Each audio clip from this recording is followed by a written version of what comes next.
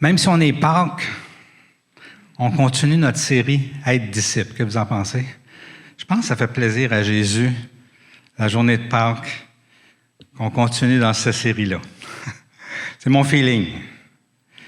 Parce qu'il est venu, non pour mourir pour nous sur la croix, mais il est venu aussi pour établir de la relève, pour continuer son œuvre après qu'il soit retourné auprès du Père et remplir la terre de sa gloire et de personnes sauvées. Il prépare notre éternité. Il est mort pour qu'on ait la vie éternelle, mais il ne veut pas qu'on soit juste un petit groupe de personnes. Il va avoir le plus de personnes possible. Son cœur, c'est, la parole, elle dit, c'est que tous viennent à la repentance. Ça serait ce qu'il désirait dans le plus profond de son cœur. Mais ça dépend de nous qui répondons à l'appel en tant que disciples pour pouvoir répandre son royaume sur la terre. Donc, dans notre série d'être des disciples jusqu'à maintenant, on a parlé de plein de choses. On a parlé que c'était un choix d'être un disciple. On a parlé qu'être un disciple, c'est d'aimer, même quand c'est pas facile, c'est d'aimer quand même. C'est aussi une liberté d'obéir à Dieu, liberté d'agir en son nom aussi. C'est une responsabilité. C'est de s'apercevoir que c'est mieux que d'autres choses, que c'est bon d'être disciple. Alors, on a touché de toutes sortes de façons au sujet d'être disciple dans ce sens-là. Mais ce matin, j'avais à cœur de vous apporter une autre facette de c'est quoi être disciple. Et c'est quelque chose qui ressort beaucoup dans la journée de Pâques, le sujet. Je vais vous dire tantôt, mais avant ça, on va lire l'histoire de Pâques. Ça vous tente-tu?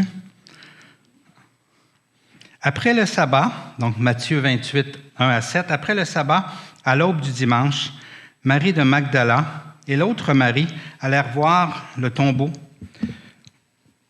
Soudain, il y eut un grand tremblement de terre, car un ange du Seigneur descendit du ciel, vint rouler la pierre de devant l'ouverture et s'assit dessus.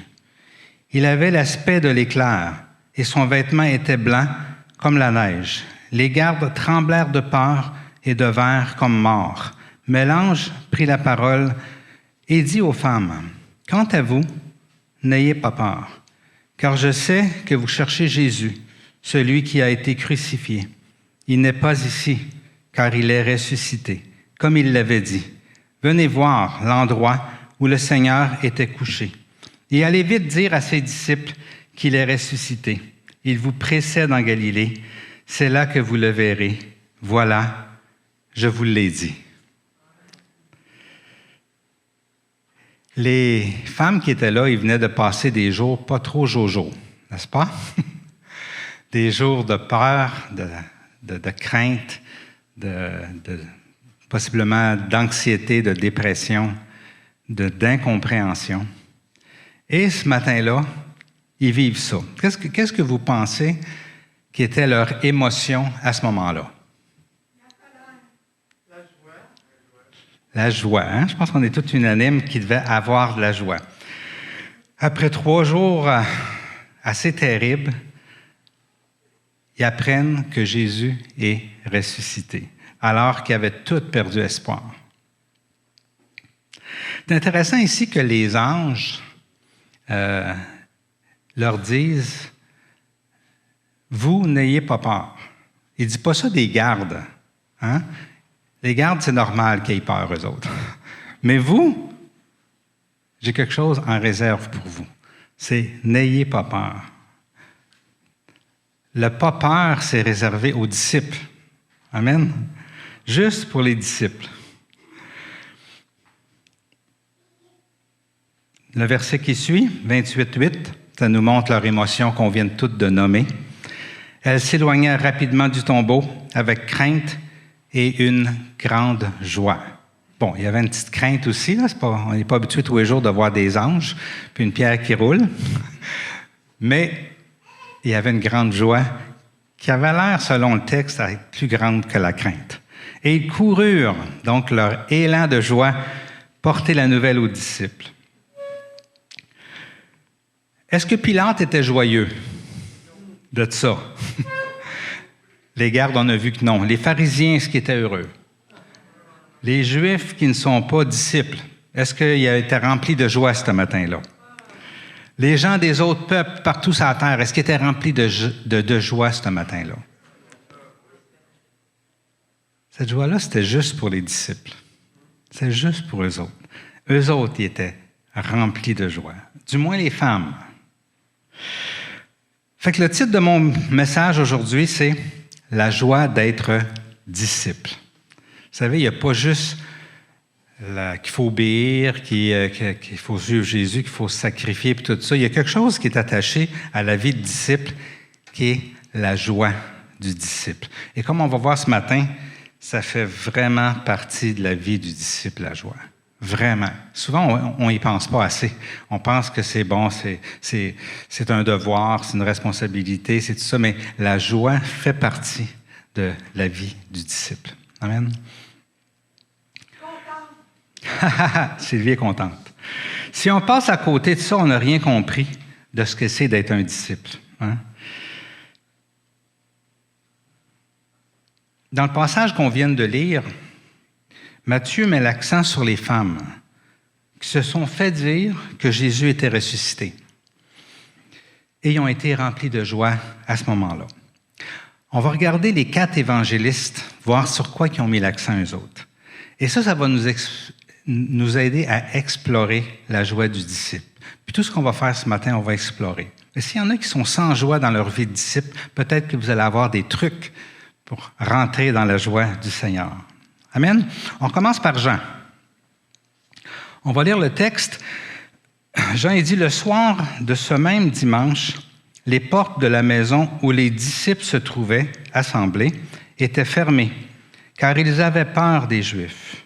Jésus vint alors se présenter au milieu d'eux et leur dit, « Que la paix soit avec vous. » Après avoir dit cela, il leur montra ses mains et son côté, et les disciples furent remplis de joie en voyant le Seigneur. Donc, on vient de voir les femmes qui ont été remplies de joie en croyant ce qu'on leur a dit, sans voir. OK? Donc, c'est une façon d'être rempli de joie. Ici, les disciples, eux, les gars, les hommes, hein, c'est bien. Eux autres, il a fallu qu'ils voient. Hein? Souvent, on parle de Thomas. Hein? Thomas, là, il est donc Thomas, lui. Hein? Parce qu'il fallait qu'il touche, il fallait qu'il voie. Moi, quand je regarde l'histoire dans la Bible, pour le vrai, là, je ne vois pas juste Thomas. Là. Tous les gars là, qui étaient réunis et qui avaient peur, là, ben, tant que Jésus ne leur est pas apparu, ils n'ont pas cru. Il a fallu qu'ils le voient, eux autres aussi. Fait qu'ils sont dans le même bain que Thomas, pas mal. Mais c'est là qu'ils ont été remplis de joie, quand ils ont vu que Jésus était là.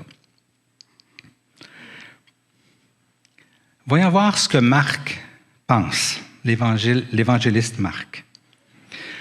Ça dit, Jésus apparut d'abord à Marie de Magdala, dont il avait chassé 7 démons. Elle partit l'annoncer à ceux qui avaient été avec lui et qui étaient tristes et pleuraient. Mais quand ils entendirent qu'il était vivant et qu'elle l'avait vu, ils ne la crurent pas. Oups! Jean, ils viennent de dire qu'ils ont cru, mais ils ont cru quand ils l'ont vu.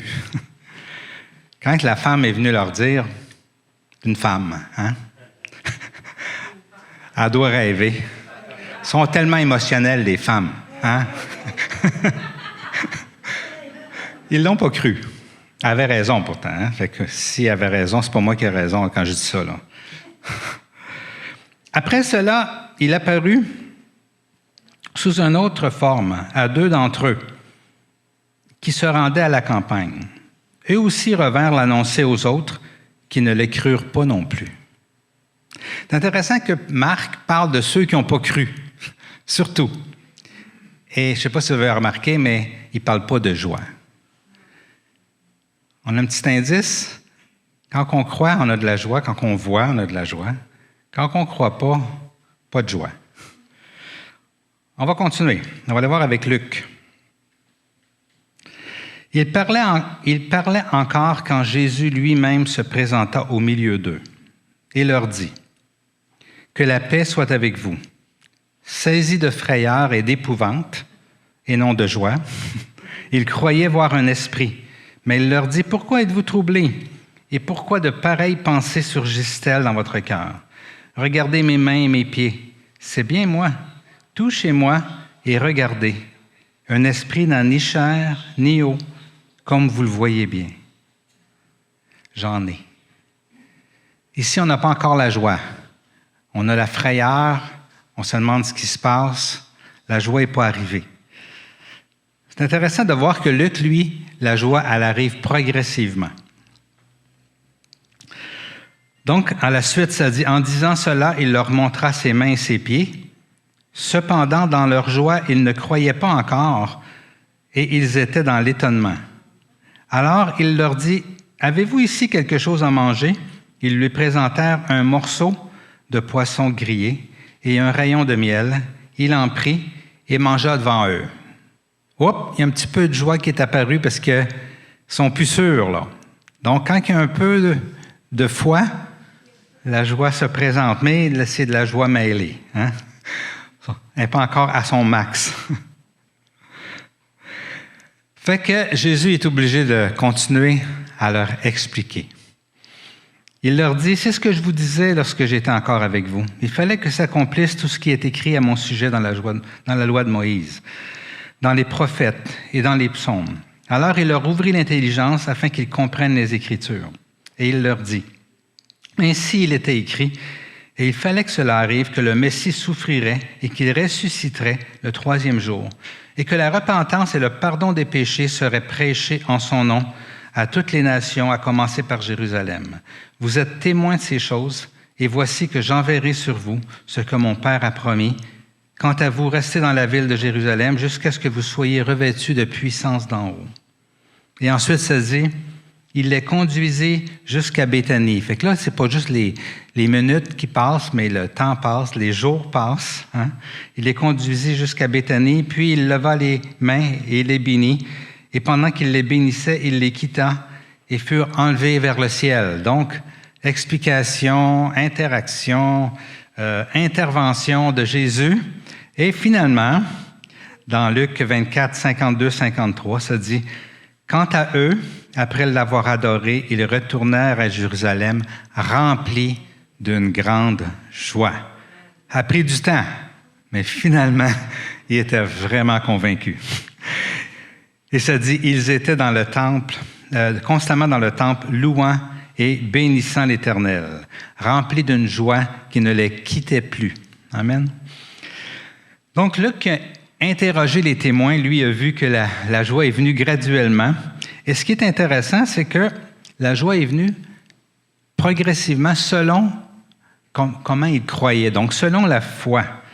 Donc, on voit que la joie, c'est un symptôme de foi dans la vie d'un disciple. La joie est faite pour le disciple, mais c'est selon combien il croit. Et pas juste qu'il croit en Jésus, parce que les gens y avaient vécu avec Jésus pendant 3 ans, mais qui croient en ses promesses. Jésus avait dit qu'il ressuscitait, mais ils n'avaient pas compris. Donc, ils n'y croyaient pas encore. Et tranquillement, après qu'ils l'ont vu devant eux, qu'ils ont touché, qu'ils ont marché avec lui, qu'il est revenu, là, ils étaient vraiment convaincus. Il est vraiment ressuscité. Et cette promesse-là les a remplis de joie. Et vous savez, c'est pareil pour toutes les promesses que Dieu nous fait. Plus on y croit, plus on est rempli de joie. Moins on y croit, plus on est esclave de la peur, plus on est dépressif, plus on est découragé, plus on est anxieux, plus ça va mal. Amen. La joie, ça vient par boost dans notre vie de chrétien. Souvent précédé d'inconfort de toutes sortes. Je me rappelle quand j'étais petit, puis c'était le temps du carême, fallait pas manger de bonbons toute la semaine. Mais à Pâques, on ouvrait le sac de bonbons et on mangeait des bonbons. Donc, c'était dur pendant le carême. Mais la journée de Pâques, c'était la joie. Et si on avait mangé des bonbons tous les jours, je suis convaincu qu'on n'aurait pas eu cette joie-là. On aurait eu une dépendance aux bonbons. Donc, on l'aurait mangé tous les jours. Mais il n'y aurait pas eu cette joie-là qu'on en a été privé et soudainement, on a le droit d'en manger. Pas qu'il faut créer des épreuves dans notre vie pour avoir de la joie. C'est pas ça que je suis en train de dire. On n'a pas besoin d'en créer des épreuves dans notre vie, n'est-ce pas? ils sont là. OK? Mais dans tout ce qu'on vit sur Terre de difficile, et même qu'on soit croyant ou non, ça peut être très lourd. Ça peut être très ébranlant, les événements qui arrivent, qui nous surprennent. Mais pour le disciple, spécifiquement, lui, il y a une joie qui lui est réservée à travers tout ce qu'on vit sur la terre. Et cette joie-là, Dieu la donne sans arrêter, à tout bout de champ, à toute croisée de chemin. Notre vie n'est pas facile, mais Dieu nous nourrit de plein de joie qui vient dans notre cœur. Et on va essayer d'explorer pour voir comment on peut en avoir plus de cette joie-là qui nous est réservée, que Dieu nous a donnée. Premièrement, la joie que Dieu nous donne, c'est une joie qui est surnaturelle. Ce qui fait qu'on peut être dans une situation où on ne devrait vraiment pas avoir de la joie, et on a de la joie. Et ça vient d'en haut. Ça vient d'un espoir. Ça vient de ce qu'on croit. Hein? Ça vient de si on croit aux promesses ou si on n'y croit pas.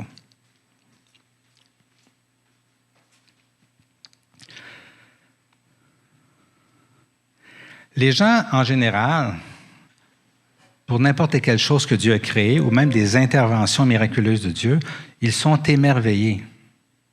Mais les disciples, eux, ne sont pas juste émerveillés, ils sont remplis de joie. J'osais avec Lise sur la joie, puis elle me disait, c'est comme être dans une équipe de sport, pas une équipe de hockey, et d'être dans l'équipe gagnante. Ça l'amène beaucoup de joie d'être dans l'équipe gagnante, quand tu sais que tu es dans l'équipe gagnante. Les spectateurs, ils peuvent avoir de la joie que leur team gagne, c'est sûr. Mais celui qui est dans l'équipe et qui a participé, lui, est bien plus rempli de joie qui transcende son plus profond, hein, parce qu'il fait partie de l'équipe. Quand on est disciple de Jésus, on fait partie de l'équipe gagnante. Amen? Vous faites partie de l'équipe gagnante. Pourquoi je dis gagnante? Parce qu'on connaît le match final. On connaît les éliminatoires à la fin. Et on sait que c'est la victoire. On pourrait dire, ouais, mais Pâques, c'est sûr, c'est la résurrection, puis tout ça. On sait qu'à la fin des temps, il va y avoir de la joie, là, on le sait, ça le dit dans plusieurs passages. Les prophètes l'annoncent, comme ce prophète qui dit « Leur cœur aura la joie que donne le vin, leurs fils le verront et seront dans l'allégresse, leur cœur se réjouira en l'Éternel », comme le prophète Zacharie dit. Ouais, on sait qu'à la fin, il va y avoir de la joie, mais pendant ce temps-là, moi, je vis ma vie sur la terre, puis c'est pas toujours facile. Mais le message que je veux vous apporter, c'est pas pour la joie de la fin des temps. C'est pour la joie de notre vie présente, ici, sur la terre, pendant notre pèlerinage. La vie chrétienne est remplie de défis, de questionnements, d'opposition, de persécutions parfois, de contraintes, de déceptions. Hein? De déceptions par rapport aux autres, par rapport à nos droits, même de déceptions par rapport à Dieu parfois. Mais l'ange dit au berger, « N'ayez pas peur, je vous annonce une bonne nouvelle qui sera une source de grande joie pour tout le peuple. » Dès le départ, Dieu a annoncé de la joie au peuple qui serait le peuple de Dieu. Un passage intéressant dans l'Ancien Testament et qui parle directement de la mort de Jésus. Et ça ne parle même pas de la résurrection, là, ça parle quand il était mort. Okay? C'est dans le psaume 16. C'est intéressant. Ce qui me saute aux yeux dans ce psaume-là, c'est qu'il parle pas de la tristesse de cette semaine de la Passion, mais déjà de la joie qui va en découler. Je vous le lis. Okay? Ça dit dans le psaume 16, « C'est pourquoi mon cœur est dans la joie et mon esprit dans l'allégresse, même mon corps reposera en sécurité, car tu n'abandonneras pas mon âme au séjour des morts. Tu ne permettras pas que mon bien-aimé connaisse la décomposition. Là, on parle de Jésus là, qui est mort, qui est dans le tombeau, qui n'est pas encore ressuscité. OK? Qu'est-ce qui vient à la suite? Regardez le verset 11. Ça dit, « Tu me fais connaître le sentier de la vie. Il y a d'abondantes joies dans ta présence. Un bonheur éternel à ta droite. » Intéressant, hein? Ça parle de Jésus qui est dans la tombe, qui dit, et qui annonce quoi? Les promesses. « Tu laisseras pas mon corps en décomposition. » OK? Alors, même si je suis encore dans la tombe, la joie abonde en ta présence parce que je connais tes promesses. Je le sais ce qui s'en vient. Et ça, c'est pour nous. Peu importe ce qu'on vit, les promesses de Dieu sont là. Et on sait qu'on ne restera pas où ce qu'on est quand ça va mal. On sait que la joie s'en vient. Jésus à Pâques a déchiré le voile. Wow! Ça nous a ouvert la porte à la présence de Dieu et la parole dit, « Il y a d'abondantes joies en ta présence. » Les disciples ont tout laissé pour suivre Jésus. Parce que Dieu avait annoncé depuis des siècles qu'un Messie qui viendrait et ils ont eu cette conviction-là que c'était lui le Messie. Donc, ils ont tout laissé et ils l'ont suivi. Et ils n'avaient pas encore accompli aucun miracle. Ils ont fait rire d'eux autres, ils sont fait questionner par leur famille. Pourquoi tu suis ce gars-là? Parce qu'ils n'avaient pas fait de miracle quand ils ont commencé à le suivre encore. Donc, c'est sûrement pas pour la magie là, qui arrivait, mais c'était pour la conviction que c'était lui le Messie. Et ça, déjà, ça les remplissait d'une force et d'une joie qui disait, moi, je laisse tout, puis je le suis.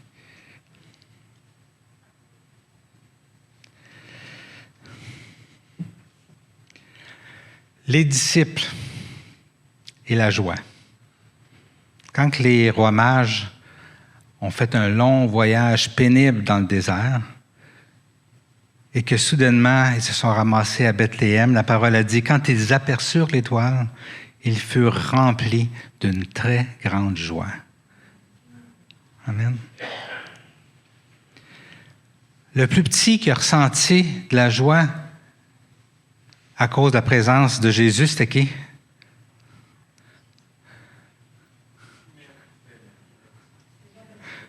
Jean-Baptiste. Il était dans le ventre de sa mère encore. Hein? Et ça dit dans Luc 1,44, la mère de Jean-Baptiste qui parle, elle dit, « En effet, dès que j'ai entendu ta salutation, l'enfant a tressailli de joie en moi. » Jean-Baptiste, qui était juste un fœtus, hein, et qui a senti la présence de Jésus qui est rentré dans le ventre de Marie et qui a tressailli de joie. Juste la présence de Jésus, ça apporte de la joie. Peu importe la situation, même si c'était dans une bédaine, OK? Peu importe où est-ce que tu es. Ils sont sûrement très confortables, les bébés, dans les bédaines, mesdames. Mais en tout cas, ça apporte de la joie, la présence de Jésus. Et malgré toute sa vie de disciple, ce même Jean-Baptiste-là, qui n'a pas été facile dans les déserts en mangeant des sauterelles, en se faisant persécuter constamment par les chefs religieux, il a ressenti encore la joie un peu plus tard dans sa vie. Dans ce passage-là, on le voit dans Jean 3, 20, ça dit « Celui, Jean-Baptiste qui parle et qui voit Jésus, il dit « Celui qui a la mariée, en parlant de Jésus, c'est le marié. Mais l'ami du marié, donc moi, l'ami de Jésus, qui se tient là et qui l'entend, éprouve une grande joie à cause de la voix du marié. Ainsi donc, cette joie qui est la mienne est parfaite. » Jean-Baptiste, sa vie était vraiment pas facile, pas mal plus difficile que nous autres. Mais juste la joie de voir le Messie, ça lui apportait non seulement de la joie, mais il dit, ma joie est parfaite, juste à le voir qui est là. La foi qui donne la joie. Même des centaines d'années avant que Jésus vienne sur la terre, Jésus dit aux pharisiens qu'Abraham, juste à penser que le Messie s'en viendrait un jour, il y avait de la joie. Il dit dans Jean 8, 56, « Votre ancêtre Abraham a été rempli de joie à la pensée de voir mon jour. Il l'a vu et il s'est réjoui. » En fait, juste savoir qu'on est aimé de Jésus apporte la joie. Et on le voit avec Zachée, qui était un homme que la vie n'était pas tout à fait droite, un homme croche, qui vivait un peu dans les ténèbres. Mais du moment qu'il a su que Jésus l'aimait, ça dit, Zachée s'empressa de descendre et l'accueillit avec joie. Juste se savoir aimer de Jésus dans toutes les circonstances de nos vies, quand on a cette révélation-là, on a besoin de l'avoir souvent, ça nous apporte la joie. Et vous savez quoi? Vous êtes aimés de Jésus, toute la gang. Yes.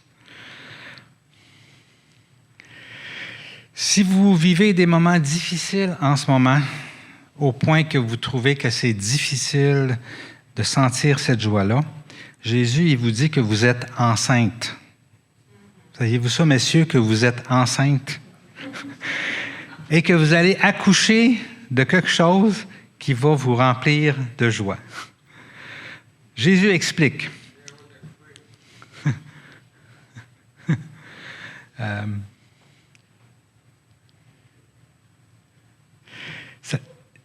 Jésus, il voyait ses apôtres qui ne filaient pas une journée. Puis il dit, « En vérité, je vous le dis, vous pleurerez et vous vous lamenterez, tandis que le monde se réjouira. Vous serez dans la tristesse, mais votre tristesse se changera en joie. » Et il continue, il dit, « Lorsqu'une femme accouche, elle éprouve de la tristesse, parce que son heure de souffrance est venue. Mais lorsqu'elle a donné le jour à l'enfant, elle ne se souvient plus de la douleur à cause de sa joie d'avoir mis un enfant au monde. » Tout ce qu'on vit de tristesse, de souffrance, c'est parce qu'on est enceinte de quelque chose qui va nous donner de la joie, que Dieu a préparé d'avance. Ça peut être une porte de sortie, ça peut être un changement de situation, ça peut être une réponse à une prière qu'on ne croyait plus, peu importe. On est proche d'accoucher et de retrouver la joie à nouveau, peu importe ce qu'on vit.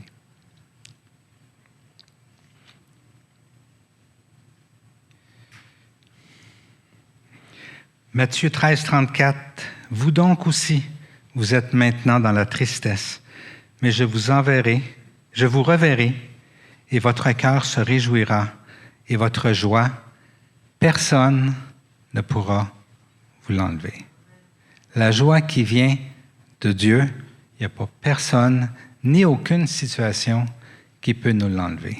Elle est là pour rester. Jésus a dit, « Je suis avec vous tous les jours, jusqu'à la fin du monde. » Et lorsque ça nous est révélé, parce qu'on ne le sent pas tout le temps, qu'est-ce que ça produit? Il dit, « Je vous reverrai et votre cœur se réjouira. » Amen. Mes joies dans ma vie chrétienne, je me suis mis à penser, c'était quoi mes joies dans ma vie chrétienne? Et pour le vrai, là, c'est innombrable. J'en revenais pas que j'avais oublié tant de fois que Dieu m'a donné sa joie. Je ne vous les énumérerai pas parce qu'il est tard. Mais chacune a été un petit peu précédée par des moments par exemple, l'anxiété, okay, que je vivais, que j'ai souvent compté.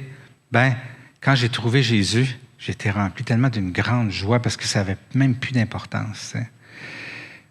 Ma solitude en tant que croyant, ça s'est transformé en joie quand j'ai rencontré l'Église, quand j'ai rencontré une mission. Toutes les peurs que j'ai pu avoir, par exemple, je sentais qu'il fallait que je parle de Jésus à un médecin, puis j'avais vraiment peur au Mexique parce qu'il était pas croyant, puis je le connaissais même pas. Il y a quelqu'un qui m'a dit d'aller y parler pendant qu'il travaillait à la clinique. Tu sais. Je tremblais, puis je shakeais dans mes culottes. Mais quand je l'ai fait, puis je l'ai vu m'accueillir, puis accepter le Nouveau Testament que j'y ai donné, je suis sorti de là, j'étais rempli d'une joie incroyable. Quand j'ai vu ma femme, qui me trouvait bizarre d'être si assoiffée de la Bible, prendre soin d'une petite fille, puis miraculeusement, cette petite fille-là, elle a été guérie et que ma femme, voyant ça, elle s'est rapprochée de Dieu, elle a donné sa vie à Dieu. J'étais rempli de joie. Quand j'ai vu mes enfants s'approcher de Dieu, j'ai été rempli de joie. Quand j'ai vu mon frère Réal, Serge, Louise, mon père, ma mère, alors que je pleurais en priant pour eux et que soudainement, je les vois miraculeusement ouvrir leur cœur à Jésus, j'étais rempli de joie. Mais voyez-vous, notre vie chrétienne, c'est une lutte, c'est des difficultés, mais ça nous amène toujours vers la joie. Contrairement quand on n'est pas un disciple. Mais quand on est un disciple, c'est ça qu'on vit. C'est de joie en joie. La Bible a dit c'est de gloire en gloire. Moi, je vous dirais, c'est de joie en joie. Et cette joie-là, comme je vous dirais, elle est surnaturelle. Elle ne dépend pas des circonstances. Juste du fait que nous sommes disciples. C'est surnaturel, mais c'est réel. C'est là.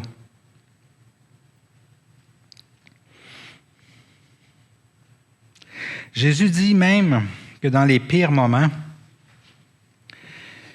checkez ça, Luc 6, 22, 23, même dans les pires moments, là. Heureux serez-vous lorsque les hommes vous détesteront, lorsqu'ils vous chasseront, vous insulteront, vous rejetteront comme des êtres infâmes à cause du Fils de l'homme. Réjouissez-vous ce jour-là et sautez de joie, parce que votre récompense sera grande dans le ciel. En effet, c'est de la même manière que leurs ancêtres traitaient les prophètes. C'est sûr que Jésus n'est pas en train de parler d'une joie naturelle ici, là. On s'entend? Ça prend du surnaturel pour sentir ça. Mais il dit, quand ça arrivera, là, souvenez-vous que je suis avec vous. Souvenez-vous des promesses. Souvenez-vous que vous êtes dans l'équipe gagnante et sautez de joie parce que vous êtes dans bonne traque. Pâques nous rappelle que celui qui nous enseigne ça, il sait de quoi il parle, n'est-ce pas? Jésus connaissait c'était quoi avoir de la joie. Et savez-vous ce qui le remplissait le plus? Ce qui lui donnait le plus de joie? C'est quand il voyait son Père baquer ses disciples.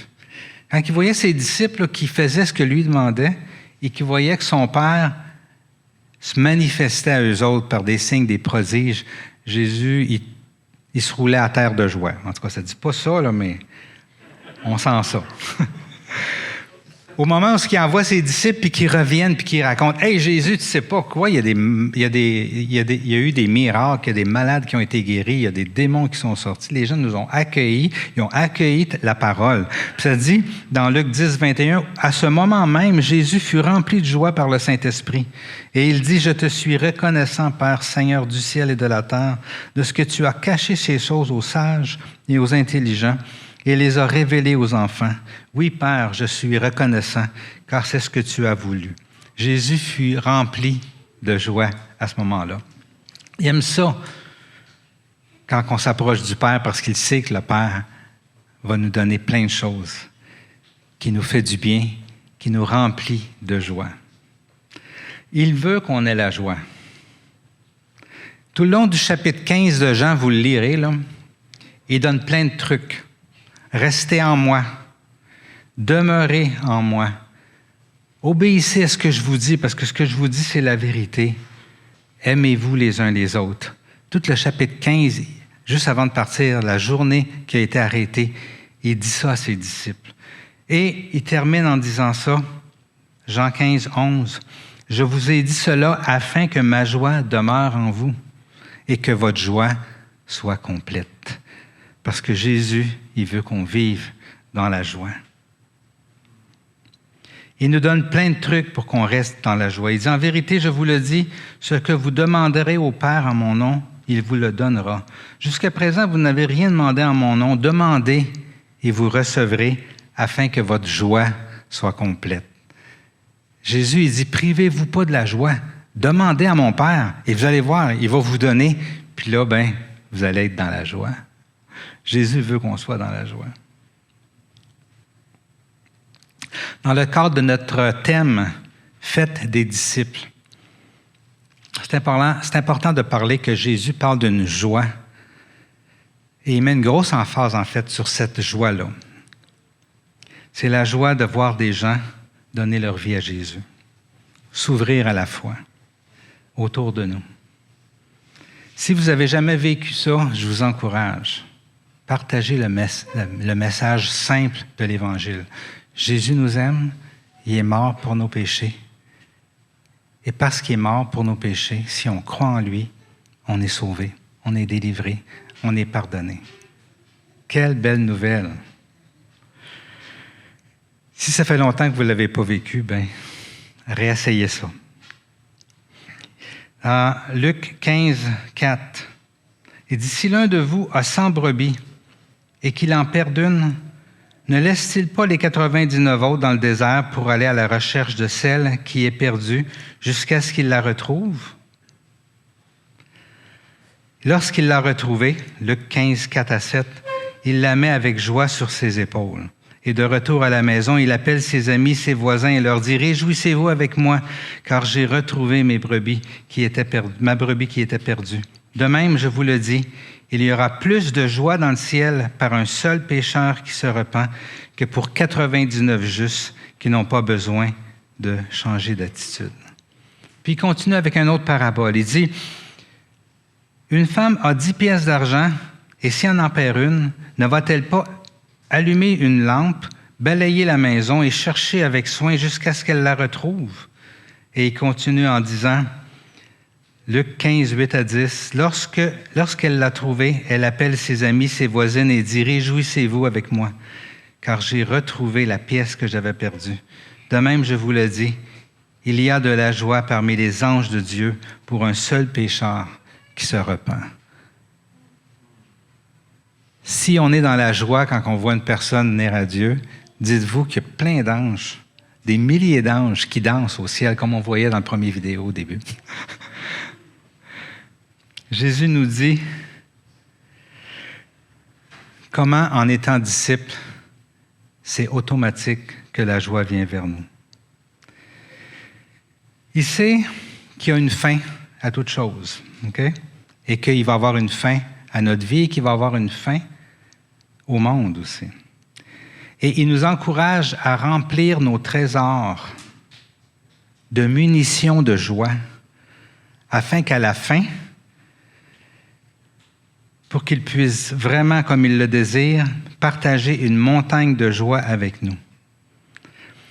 C'est pour ça qu'il nous demande d'être disciples, c'est-à-dire de le suivre et de vivre pour lui toute notre vie terrestre, afin que, à la fin de notre vie, savez-vous ce qu'il veut nous dire?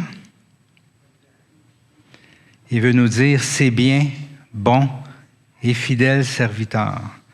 Tu as été fidèle en peu de choses, je te confierai beaucoup. Viens partager la joie de ton maître. Dieu veut qu'on vive la joie tout le long de notre pèlerinage sur la terre. Et il veut qu'on accumule des munitions au ciel, des trésors au ciel en faisant plein d'œuvres en son nom, pour nous dire, quand on va arriver au ciel, viens, entre dans la joie éternelle de ton Maître. Jésus est rempli de joie. Il veut nous partager cette joie-là à chaque jour de notre vie. Je vais inviter les musiciens de revenir ici. On va prendre un temps de louange et d'adoration devant ce Dieu-là qui est tellement bon pour nous et qui veut tellement notre bonheur et notre joie.